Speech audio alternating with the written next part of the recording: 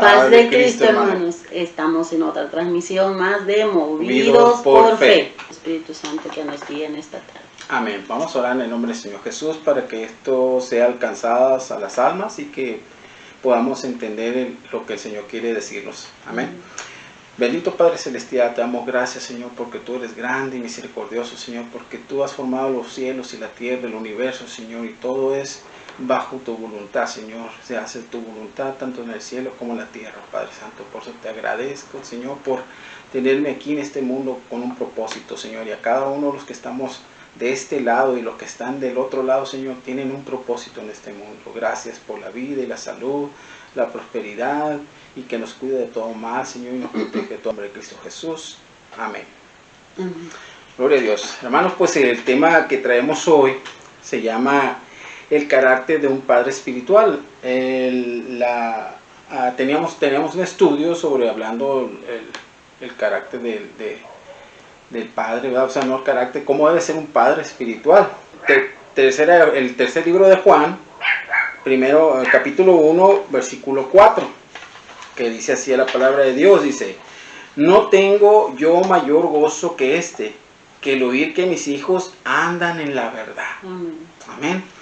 Qué gran gozo tenía este siervo de Dios, uno de los 12 apóstoles, Pablo, que él se gozaba porque no tenía hijos carnales de la carne, pero tenía hijos espirituales.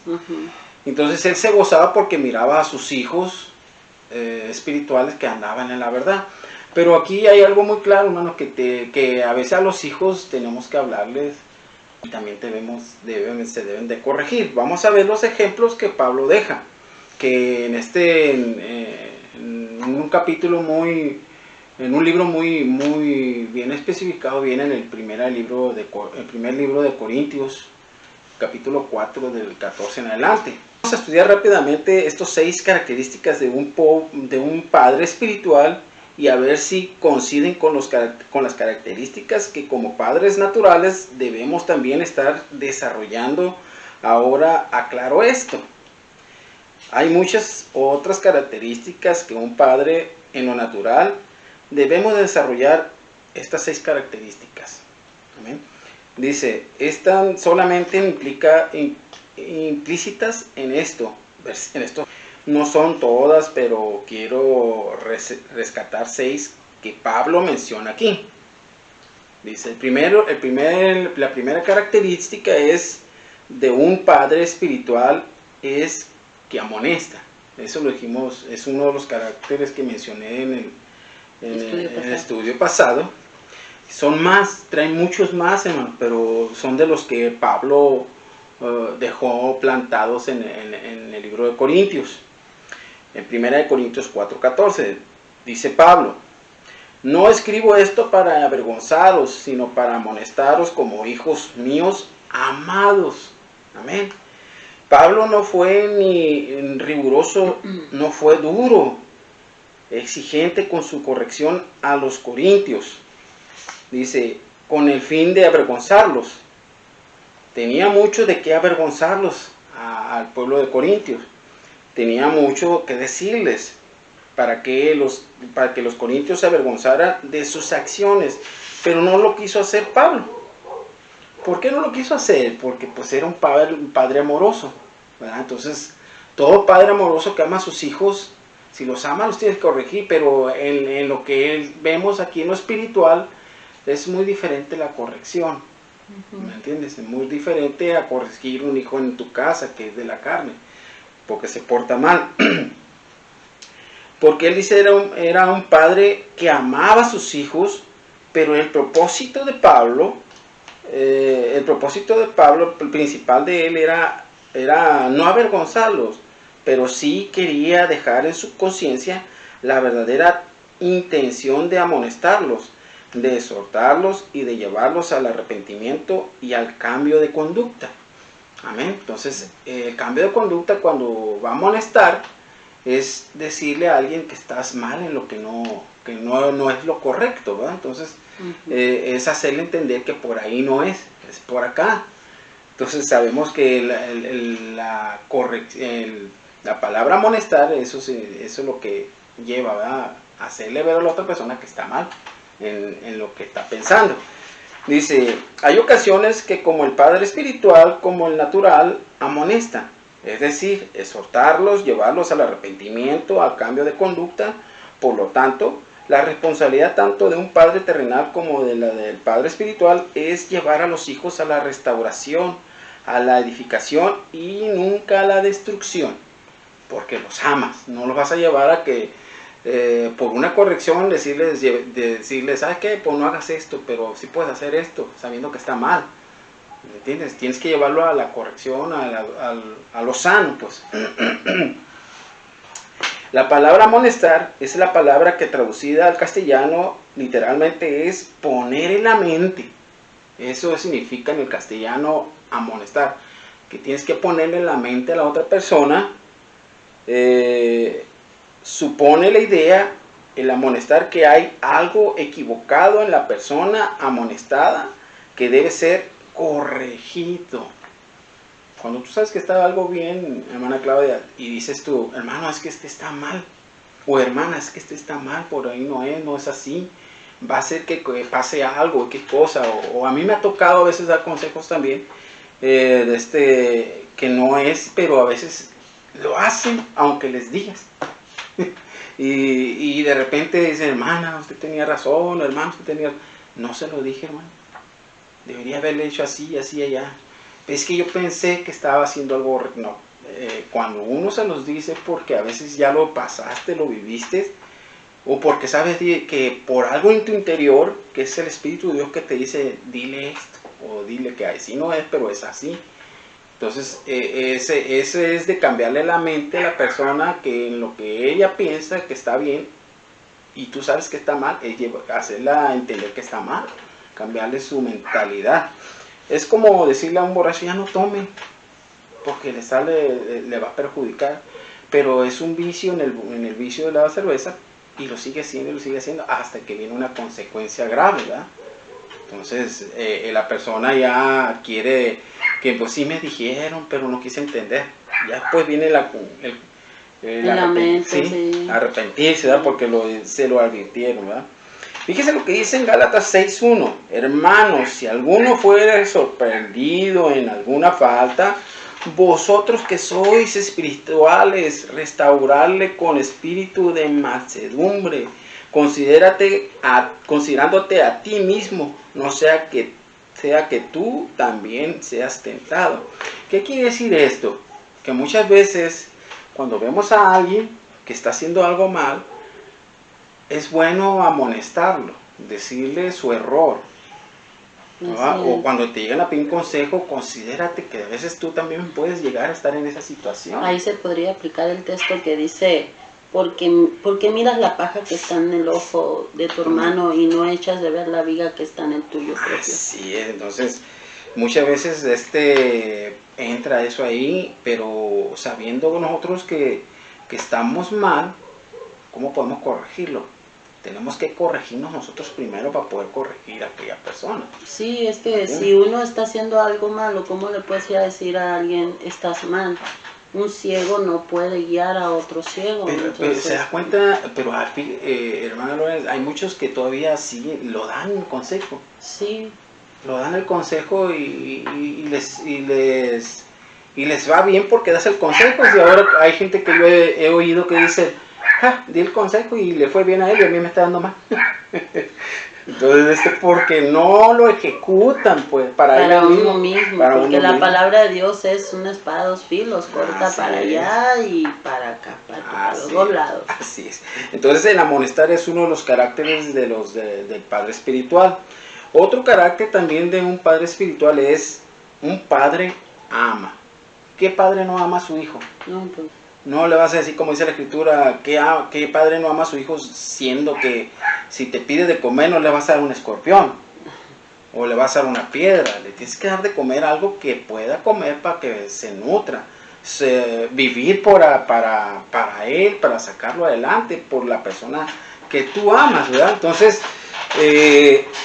fíjese lo que dice 1 Corintios 4:14. No escribo esto para avergonzaros, sino para amonestaros como a hijos míos amados. Pablo amaba a sus hijos espirituales. Él miraba por ellos y sabía que la iglesia de Corintios estaba mal. Sabía que estos corintianos estaban en problemas de pecar y pecaban y pecaban y pecaban. Y Pablo por eso les decía eso, ¿verdad? Que como a hijos amados, hijos míos amados. Entonces, él los miraba como sus hijos espirituales. Así es. Dice, el apóstol Pablo se había referido en otras ocasiones a los corintios como sus hermanos, los hermanos que estaban en la iglesia de Corintio, pero ahora en estos versículos Pablo los está llamando sus hijos. En 1 Corintios 4:14 es lo que le habíamos dicho. No solamente los llamaba sus hijos, es decir, está representando ya en sí mismo una ligadura. Si no los llama sus hijos amados, yo me imagino que mi hermana Lorena ama a sus hijos, yo amo a mis hijos también. Sí. Y cuando vienen los nietos, pues con más razón, ¿no? Bueno, yo ya soy abuelo y ella todavía no, pero pues ella es tía y mi hermano es tío, pero yo soy abuelo, joven y abuelo, y abuelo, pero gracias a Dios por ellos, soy feliz porque yo sé que ellos están allá feliz, les hablo, me hablan y nos comunicamos, ¿verdad? Entonces, pero yo a mis hijos, cuando yo los tuve conmigo, yo les di buen ejemplo a seguir a Cristo, a seguir el camino. Pasaron circunstancias, como le dije anteriores, que si hubiera tenido un padre espiritual, no hubiera pasado lo que nos pasó. Pero solo Dios sabe por qué pasan las cosas, hermano. No es mi designio de decir por qué, hasta que ya uno se da cuenta por qué Dios te tiene en este lugar. Así es, y aquí llega. Entonces, todos amamos a nuestros hijos. Ustedes aman a sus hijos, yo amo a mis hijos. Todos los que somos padres y las mamás que son, pues, tienen a sus hijos, pues ¿quién no va a querer a sus hijos? Hasta da la vida por sus hijos. Primero ellos, dice uno. Entonces, por eso le decía, ¿qué padre le va a dar a su hijo escorpión teniendo hambre? Tiene hambre, le vas a dar una piedra, un escorpión. No, al contrario, te vas a desvivir por darle de qué comer. Pero hoy en la actualidad, hermana Lorena, hoy en la actualidad se ha visto mucha injusticia, mucho que se pierde el amor cuando abandonan a sus hijos. Los abandonan porque muchas veces las circunstancias o la persona con la pareja que está no lo quiere, porque pues no quiere hijo, no quiere compromiso, no quiere responsabilidad. Yo trabajé en un orfanatorio donde ahí iban y dejaban a los muchachos, a los niños, y ya no los miraban hasta que ya les entraba el remordimiento. Fíjate. Entonces me tocó trabajar con 32 niños de edad de 10 hasta, bueno, pues ya no era tantos niños, ¿no? Pero sí, eran más niños que los que estaban más grandes. Los más grandes eran como unos 10 que habían de 16 hasta 27, porque les daban la universidad también, los preparaban. Como no tiene nadie, pues ellos se sobresalían y ahí iban y dormían. Pues me tocó ver muchas injusticias, pero hermano, te roban el corazón esos niños. Así es. Pero para eso nos manda el Señor, para amar y demostrarles que afuera, que cuando salgan de ahí, hay gente que los va a amar. Porque se hacen a la idea de que nadie los quiere. Pero no todos, no todos. Dios te puso en ese lugar, en ese momento por algo, ¿verdad? Así es. Entonces, hay que amar, hermano. El amor es lo primordial en esto porque así dice la Escritura, amar a Dios sobre todas las cosas. Es el primer mandamiento. El segundo, amar a tu prójimo, ¿verdad? Entonces, ahí se cumplen todos los mandamientos de la palabra de la ley. Dice, aunque se portan mal, ¿verdad? Entonces los hijos cuando se porten mal los amas, los amamos, queremos siempre el bienestar para nuestros hijos, amén. A veces hay que amonestarles y disciplinarles. ¿Por qué?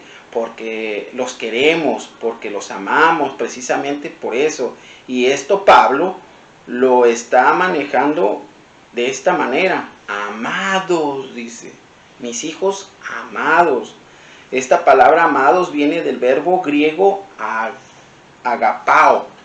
Es el verbo griego agapao. Eso quiere decir, amados es un verbo griego agapao que habla del amor en su sentido más fuerte y más profundo. En otras palabras, el tipo de amor que manifiesta Dios es el amor agape.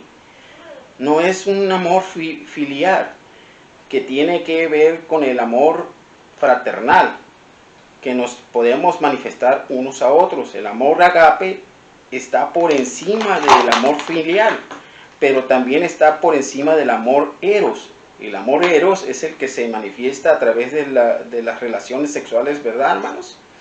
Entre parejas. Así, entre parejas.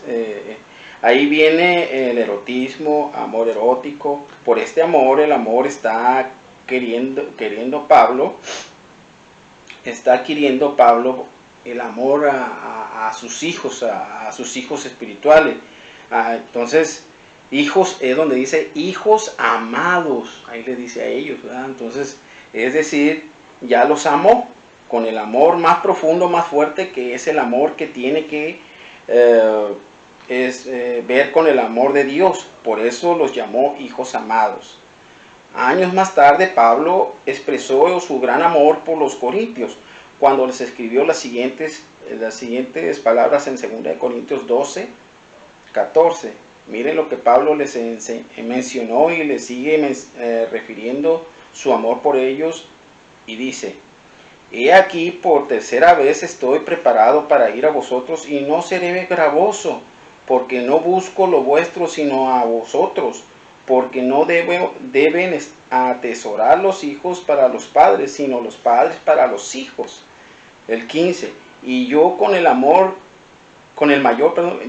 mayor placer gastaré lo mío, y aún yo mismo me gastaré de todo por amor de vuestras almas, aunque amándolos más, sea amado menos. Como él daba a expresar que a veces, que cuando más amaba a aquella persona, a veces había gente que, hermanos o hijos, que no lo amaban, porque acuérdense que el diablo anda como león rugiente, y a veces, ay, ese hermano me caigo. O ese y el otro. Pues cuando debes de expresar amor, Dios no te dice que le tiene que caer gordo fulano, ni mangano, ni sutano. Tienes que expresar amor. No, y si algún problema tiene, inmediatamente ir con Dios, porque eso no es de Dios. Así es, no es de Dios. Entonces, si eso se manifestaba en esos tiempos, cuando estaba Pablo, cuanto y más ahora en estos tiempos, ahora en estos tiempos es cuando más debe haber el amor entre nosotros, porque son tiempos peligrosos. También dice, tanto los hijos espirituales como los hijos naturales van creciendo lentamente, porque pues era obvio, los hijos no nacen ya siendo maduros, ¿verdad? No nacen haciendo maduros, o sí, van creciendo, ¿verdad? Van aumentando y vamos aprendiendo en el camino. Por lo tanto, mis hermanos, como los hermanos más grandes, tenemos que ser pacientes con los hermanos más pequeños. Los recién nacidos. Sí, exactamente. Cuando tú traes un hermano, ya quieres que apenas va caminando, ya quieres que corra un maratón. Mientras cuando tú ya tienes esa experiencia, tenemos que ser pacientes con los más que van naciendo. No queremos que ellos, porque como no tienen la experiencia que nosotros tenemos, por eso tenemos que darle tiempo a ellos, dice. Porque hay cosas que todavía no entienden ni comprenden adecuadamente el proceso, a asuntos o principios de la vida cristiana, del ministerio. Sin nada más, dice, después de que Esaú y Jacob, es la historia de ellos dos, se encontraban, dice, se reconciliaron ellos dos. De repente Esaú empieza, dice, a presionar a Jacob y le dice, vamos rápido, Jacob, muévete, rápido, quiero que te muevas. Entonces, porque se iba quedando atrás Jacob. Y Jacob le dice, mira, espera, vete tú adelante. Yo traigo ovejas recién paridas, pero también traigo ovejas que están a punto de dar a luz. Vete, dice, por delante, yo me voy a ir al paso de las ovejas y de la gente que traigo. Esto nos ilustra que debemos ser pacientes con los que vienen caminando más lentos. Así Amén. Si tiene un coeficiente intelectual donde tiene la capacidad para retener más que el otro, hay gente que retiene rápido las cosas y ya quieren, como se dice muchos, me ha tocado mucho comerse el libro en ese rato y retienen las cosas, pero vemos otros que somos más lentos, o sea, que apuntamos o tomamos fotos, como me ha tocado tomar fotos con lo que pone nuestro pastor y ya lo analizamos aquí, ¿verdad? Entonces, yo me acuerdo cuando estaba en la secundaria, que la maestra de ciencias sociales, y ahora le pongas a escribir, ahí les voy a dictar, y ya, que ilustra esto, y se nos dictaba, ¿no? Y ahí estoy yo, escribiendo lo más rápido que podía, y de repente se me quedaba algo y me brincaba lo que me había dicho, y maestra, le decía, disculpa, ¿qué quieres? Me decía la maestra, pues quiero que me diga lo que se me pasó, pero es que no estás oyendo. Me regañaba pues porque a veces, y no era una, dos, tres, eran varias veces, entonces la maestra se enojaba. Pero ya lo que hacía yo después, lo dejaba pasar y le decía al compañero, pásame donde se quedó. Me faltó esto y esto y esto, ya me lo pasaba, ¿verdad? Para que no me regañara la maestra. Bueno, hay gente que tiene ese coeficiente de ser intelectual, que tienen más capacidad para retener las cosas más que otros. Mucha información, pero hay hermanos que sí predican sin tener esto, porque tienen la capacidad de aprender, de retener las cosas, pero otros no tenemos esa y a veces capacidad. que es imposible, porque tenemos escrito eso y Dios nos da otra palabra, porque de repente, nos quedamos, ¿qué dijimos? Y sí, sí pasa. Sí. Pasa. Entonces me ha tocado a mí, cuando recién mis primeras predicaciones que di allá con el hermano Rubén, que me pasó al frente, ¿verdad? Entonces sí llevaba algo preparado, pero de repente le dije a mis hermanos, yo no sé quién fue el que habló aquí, pero yo no dije nada de lo que traía aquí. Entonces, hermanos, Dios los bendiga, y así estuvo, ¿no? Entonces, cuando Dios quiere hablar. Así es, entonces, pero hay quienes predican, dice, sin notas. Bueno, entonces podemos pedirle al Señor para poder retener más la palabra, por eso sí podemos pedirle, para que el Señor sea el que hable más directo de nuestro profundo, de nuestro corazón, ¿verdad? Dice, debemos de ser pacientes unos con los otros, amén. Entonces el tercer punto, el tercer carácter que debe tener un padre espiritual es un padre que ruega. Un padre ruega, amén. En 1 Corintios 4, 15, 16 dice, porque aunque tengas 10,000 años en Cristo, no tendrás muchos padres, pues en Cristo Jesús yo os engendré por medio del Evangelio. 16, por tanto, os ruego que me imitéis, dice Pablo. Un padre ruega, hijo, te ruego, dice, te suplico, pórtate bien. ¿Cuántas veces le decimos así a nuestros hijos? A mí me tocó decírselos también, por favor, ya no lo hagas. Te estoy diciendo que no lo hagas porque te va a pasar esto, pero bueno, ya me pasó el caso con mi hija, ¿verdad? Entonces, pero hasta que no les pasa algo, entonces, ay, ¿qué te dije? ¿Qué te dije? Es que yo no sabía, llorando, ¿eh? Pero bueno, en fin, la cosa es de que a los hijos les tenemos que rogarles. También a los hijos espirituales les podemos rogar. No lo hagas, hermano, mira, tú sabes que no está bien. No hagas esto, no hagas lo otro. Podemos rogarles a nuestros hijos espirituales y esperando que ellos actúen con sabiduría y que entiendan, ¿verdad? Dice, toma el ejemplo bueno, porque hay ejemplos a ejemplos. Pues yo les decía a veces también a mis hijos, me tocó decir, toma el ejemplo de lo bueno, lo malo que yo tengo, solo échalo a la basura. Amén, así es. ¿Cómo vas a amar algo que no es procreado tuyo? O sea, algo en lo natural. Tienes que amar a lo procreado tuyo, tu descendencia, tu hijo. Entonces, es lo que Dios nos enseña. Y a un hijo espiritual es lo mismo. Tenemos que enseñarles a caminar en el Señor, protegerlos y entrenarlos. Obvio. Es verdad que todo eso tenemos que hacer.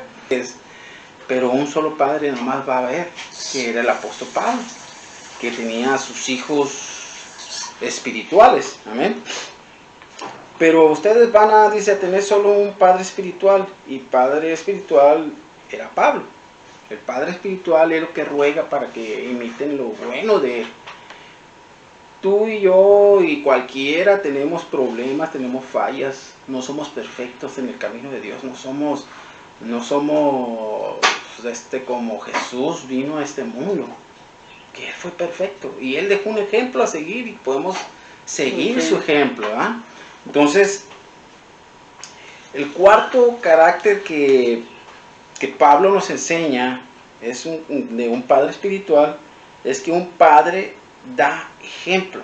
Primera de Corintios 4, el 16 al 17, que dice: por tanto, os ruego que me améis, dice 17. Por esto mismo os he enviado a Timoteo, que es mi hijo amado y fiel en el Señor, el cual os recordará mi proceder en Cristo, de la manera que enseño en todas partes y en todas las iglesias. Aquí le mandó Pablo a este siervo Timoteo, que era fiel seguidor del Señor, y él, como dice Pablo, es su hijo amado. Él les va a decir cómo tienen que proceder, porque va instruido por Pablo. Así es. Entonces,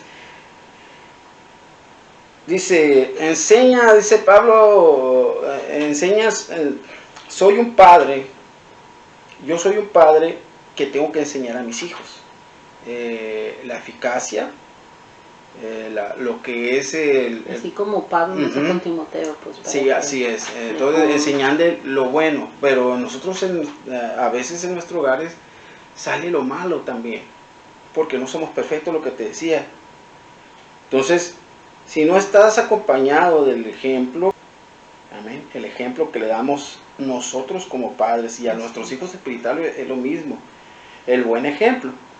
Porque el malo, eso luego lo agarran rápido. ¿Se han dado cuenta que a veces de lo malo se pega rápido? Y en el lugar es donde, en el hogar, todos los días, los hijos nos ven todos los días. Ellos ven nuestro estado de comportamiento y el humor, y del humor. Ellos saben de primera mano si estamos viviendo a la altura de un verdadero servidor de Cristo. El quinto carácter es un padre enseña. Primera de Corintios 4, 17 dice: por esto mismo os he enviado a Timoteo, que es mi hijo amado y fiel en el Señor, el cual os recordará mi proceder en Cristo, de la manera que enseño en todas partes y en todas las iglesias. Un padre espiritual está dispuesto a enseñar. Nada se puede vivir las verdades que no conoce y que nunca ha oído. Pongo un ejemplo. Romanos 10, 14, capítulo 10, verso 14. Dice Pablo: ¿cómo pues invocarán a aquel en el cual no han creído? ¿Y cómo creerán en aquel de quien no han oído? ¿Y cómo oirán sin haber quien les predique? ¿Y cómo predicarán si no fueres enviados? Como está escrito: cuán hermosos son los pies de los que anuncian la paz, de los que anuncian las buenas nuevas. Amén. Es un gran mensaje, una gran enseñanza de la palabra de Dios. Dice: hay que ser enviados a predicar para que los que no creen, crean. Pero primero tengo que aprender yo, dice. Tengo que crecer yo en la salvación, en la gracia de la salvación. Dice: como está escrito, cuán hermosos son los pies de los que anuncian la paz, de los que anuncian las buenas nuevas. Un padre espiritual entonces enseña. Ese era el quinto. Ya para cerrar con el último carácter de un padre espiritual, es un padre espiritual disciplina. Y está en Primera de Corintios 4, versículo 18 al 21. Mas algunos están envenecidos, como si yo nunca hubiese de ir a vosotros. 19. Pero iré pronto a vosotros si el Señor quiere, y conoceré no las palabras, sino el poder de los que andan envenecidos. O sea, se creían que más de lo que realmente eran. Los corintios, y Pablo dice: voy a ir a verlos y les voy a disciplinar.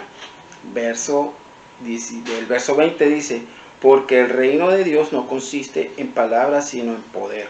El verso 21, ¿qué quieren? ¿Iré a vosotros con vara o con amor y espíritu de mansedumbre? El Pablo les hablaba duro. Dice, hay momentos en que la vida de un padre natural, como la de un padre espiritual, que tiene que ejercer la responsabilidad de disciplinar a sus hijos. Algunos de los corintios no solo habían caído en pecado, sino que se habían envanecido con dichos pecados. Andaban mal.